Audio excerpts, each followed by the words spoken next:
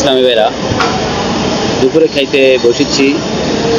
আমার প্রাণপ্রিয় মুর্শিদের একটি বাণী, একটা ওসিয়ত মনে পড়েছে, তাই আপনাদের সাথে একটু শেয়ার করতেছি। দেখেন ইসলামী ভাইরা, কলমি শাক দিয়ে ভাত পাবো ইনশাআল্লাহ, আল্লাহ সুবহানাহু ওয়া তাআলা যদি দয়া করে।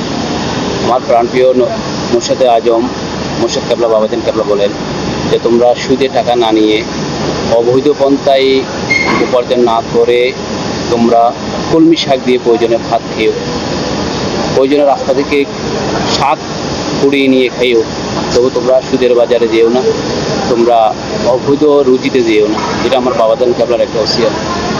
আলহামদুলিল্লাহ এখন কলমি শাক দিয়ে ভাতের ব্যবস্থা। আমার বাবাজান কেবলার এই ওসিয়তটা মনে পড়েছে, তাই আপনাদের সাথে একটু শেয়ার করলাম।